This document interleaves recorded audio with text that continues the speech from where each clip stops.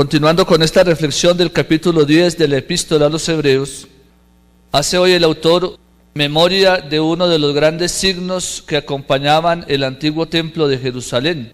Era una cortina que dividía el resto del templo de un espacio que era conocido como el Santo de los Santos, donde, según la tradición judía, Yahvé se hacía presente. En ese pequeño espacio del Santo de los Santos solamente entraba el sacerdote de turno una vez al año, el día de la expiación. Hacía el rito del incienso dentro de ese lugar, luego corría la cortina y salía para bendecir al pueblo. Lo que había detrás de la cortina siempre fue oculto para el pueblo judío. Era solamente visto por el sacerdote de turno. ¿Qué había allí? Nada. Dios se hacía presente. Por eso cuando muere Cristo en la cruz, dice el texto del Evangelio, que el velo del templo se rasgó en dos. Era como decir, ya no hay nada que mirar en ese Santo de los Santos. Ahora hay que mirar es a la cruz, donde está el dueño del templo que acaba de inmolarse por la salvación de la humanidad. Bajo ese contexto, entonces dice hoy el autor de la carta a los Hebreos, que ahora Cristo, bajo la cortina de su cuerpo, bajo la apariencia de su cuerpo, en su propio ser, muestra toda la grandeza de lo que es Dios. Por eso el sumo sacerdocio de Cristo está totalmente por encima del sacerdocio del Antiguo Testamento. Y dice que para tener acceso a esa casa de Dios, a Cristo Jesús, es necesario hacer algunos pasos. Dice, acercarse con un corazón sincero. Un corazón sincero en la relación con Dios significa un corazón que no condicione al Señor. Un corazón que no pretenda manipular a Dios. Un corazón que no soborne a Dios. Y a veces nuestra espiritualidad popular nos puede ir llevando a querer manejar a Dios a nuestro antojo, o condicionar a Dios, o manipularlo por las cosas que nosotros haríamos o dejaríamos de hacer si nos concede tal o cual situación en nuestra vida. Hay que acercarse, dice la epístola, llenos de fe. Y uno se llena de fe no porque tenga mucha fuerza para hacerlo, sino porque ha sido un recipiente adecuado, ya que la fe es un don de Dios. A Dios hay que pedirle la fe y yo debo hacer espacio en mi vida para que Dios pueda derramar esa gracia en mi corazón. Luego dice, con el cuerpo lavado en agua pura. Es obviamente una alusión al signo del bautismo. Por eso el bautismo nos da el pleno acceso a la divinidad de Cristo Jesús. Porque en Jesús, el Hijo único del Padre, reconociéndolo a Él como el Hijo único del Padre, nosotros somos adquiridos por Dios como hijos adoptivos. Por eso nuestra vida cristiana, cada vez más nos vamos convenciendo que tiene que dejar de ser un barniz exterior. Y la vida cristiana hay que vivirla desde dentro, desde el comportamiento y el compromiso interior. Cuando se vive así, todo lo exterior comienza a cambiar.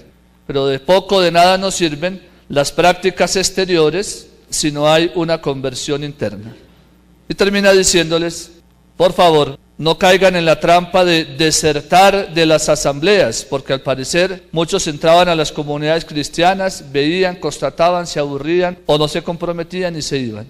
Ya el autor comienza a pedir perseverancia en el seguimiento del Señor.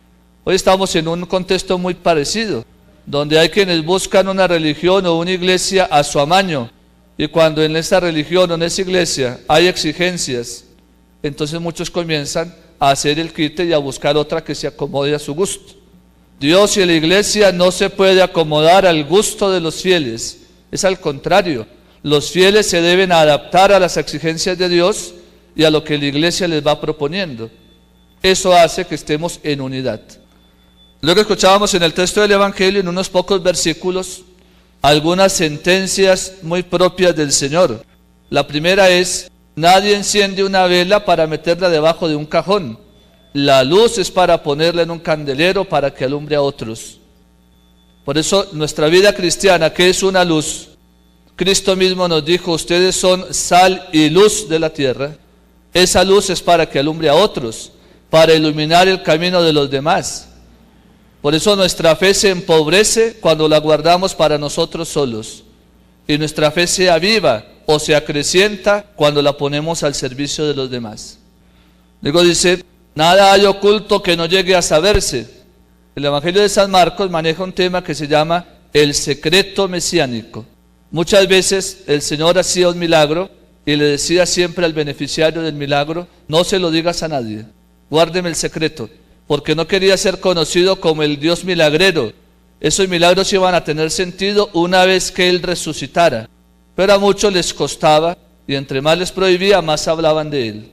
Y al final del Evangelio del mismo Marcos le dice a las mujeres, después de que Jesús se aparece resucitado: vayan y díganle a mis hermanos. Y dice el texto que ellas por miedo se callaron. Cuando les dice que no hablen, hablan, y cuando les dice que anuncien, se callan, porque al parecer nosotros manejamos un canal diferente al canal en el cual nos habla el Señor. Ese secreto mesiánico se conserva hasta que encuentre el Señor oídos capaces de entender y de convertirse.